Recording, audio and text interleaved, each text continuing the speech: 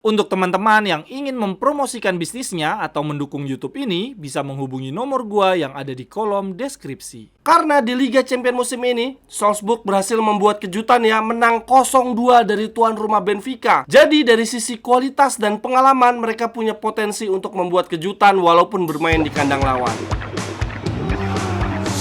Jerewetan ceking kita, nyerewetin apa aja.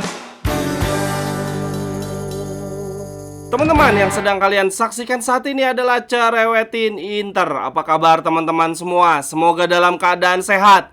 Jangan lupa nanti malam ada matchday ketiga Liga Champions Grup D teman-teman. Kita akan menjamu Salzburg, kick off jam 2.35 waktu Indonesia bagian Barat. Ini cukup unik ya jamnya. Gua akan live 15 menit sebelum kick off. Kita cerewetin bareng-bareng ya teman-teman. Pertandingan nanti malam menurut gua akan menjadi menarik karena di grup D ini ada 3 tim yang jarak poinnya sangat berdekatan ya. Sociedad dan Inter punya poin yang sama di puncak klasemen dengan poin 4. Lalu di bawahnya ada Salzburg dengan poin 3. Ini artinya Salzburg tidak ingin jarak akan semakin lebar ya. Menurut gua Salzburg akan mencari aman, mengincar hasil seri di kandang Inter. Lalu kemudian nanti di match berikutnya di kandang Salzburg mereka akan mengincar poin penuh. Walaupun menurut gua bukan berarti Salzburg nanti malam akan tampil defensif, akan lebih banyak menunggu bola. Menurut gua Salzburg punya potensi membuat kejutan, bermain terbuka dan mengincar 3 poin. Karena di Liga Champions musim ini Salzburg berhasil membuat kejutan ya, menang 0-2 dari tuan rumah Benfica. Jadi dari sisi kualitas dan pengalaman mereka punya potensi untuk membuat kejutan walaupun bermain di kandang lawan. Kita sendiri sebelumnya sudah pernah ketemu Salzburg di pramusim, menangnya tipis banget dengan skor 4-3. Jadi Salzburg ini walaupun dari liga antah berantah ya, bukan dari liga besar Eropa, dari liga Austria, bukan berarti mereka lawan yang mudah untuk ditaklukkan. Di Liga Austria sendiri, Salzburg saat ini berada di peringkat 2 teman-teman, di bawahnya Sturm Graz. Dari 11 pertandingan mereka menang 7 kali, seri 2 kali dan kalah 2 kali.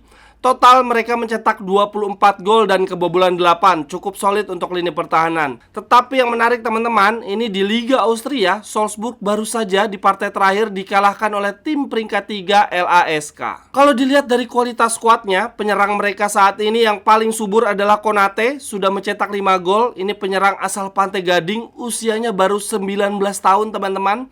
Tingginya 178 cm, nggak terlalu tinggi. Tetapi duetnya, pasangannya di lini depan ini sangat menarik. Namanya Simic asal Kroasia. Sejauh ini sudah mencetak 4 gol di Liga. Usianya 20 tahun, masih sangat muda. Jadi duet penyerangnya Salzburg ini duet muda.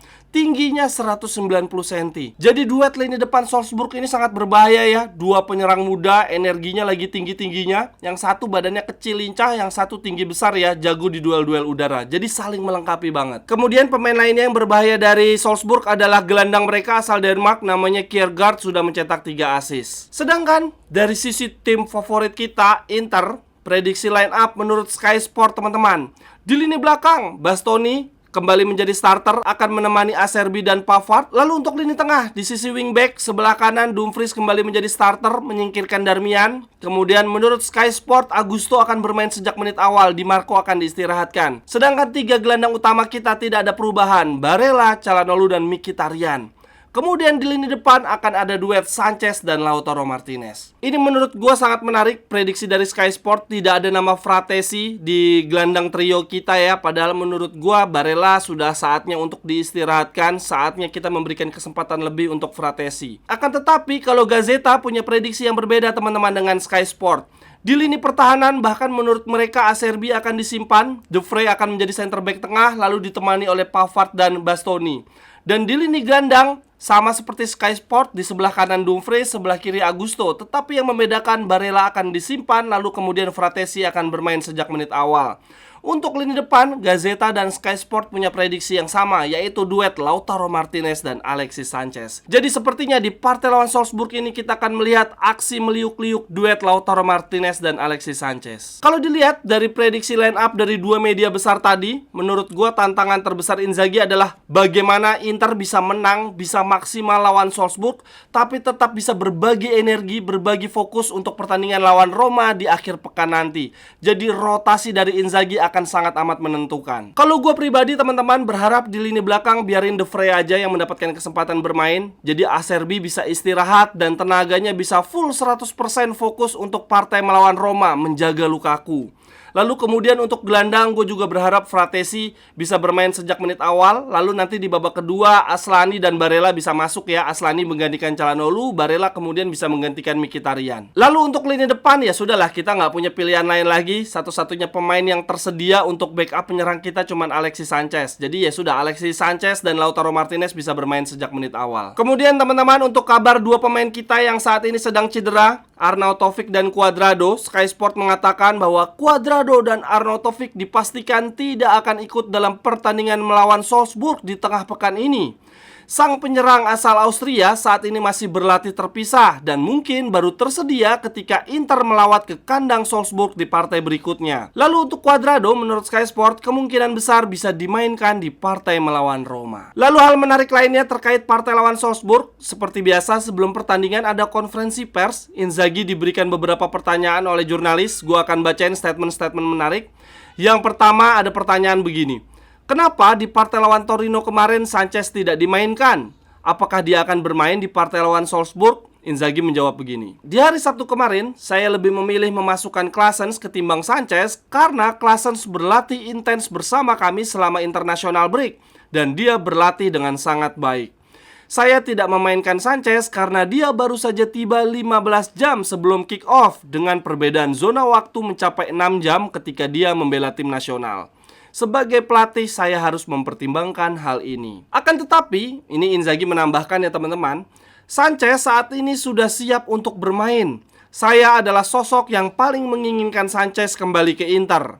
Tahun lalu kami memang membuat keputusan yang berbeda, tetapi kemudian Sanchez ingin kembali ke Inter dengan antusiasme tinggi dan kami pun memiliki perasaan yang sama. Akan tetapi ketika Sanchez berlabuh kembali ke Inter, dia sama sekali tidak berlatih di pramusim. Dan bahkan kemudian dia mendapatkan 2 kali panggilan bersama tim nasional Chili, sehingga belum punya banyak waktu berlatih bersama kami. Saat ini saya tidak bisa memastikan apakah Sanchez akan bermain lawan Salzburg, tetapi saya bisa pastikan bahwa Sanchez dan Arnautovic adalah 2 penyerang penting dan sudah terbukti punya kemampuan yang baik. Mereka akan memberikan fans kepuasan sama seperti yang ditunjukkan oleh duet Lautaro Thuram. Kemudian Inzaghi juga ditanya pendapatnya tentang Sommer teman-teman. Inzaghi menjawab begini: Sommer adalah pilihan utama kami untuk meneruskan legasi Handa dan Onana.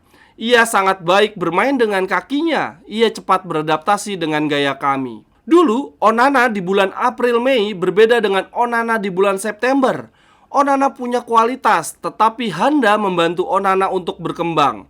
Begitu juga dengan Sommer saat ini. Ia punya kualitas sempurna untuk seorang kiper, tetapi dia membutuhkan waktu untuk menyesuaikan gaya permainan kami. Namun yang pasti kami senang Sommer bergabung bersama Inter. Sekian dulu untuk Cerewetin Inter hari ini teman-teman. Silahkan tuliskan pendapat teman-teman di kolom komentar. Sampai ketemu di cerewetan-cerewetan berikutnya. Bye-bye. Cerewetan Cekir.